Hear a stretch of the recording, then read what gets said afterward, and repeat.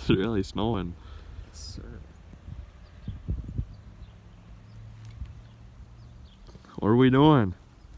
We're freaking sucker fishing out here in a winter blizzard in April.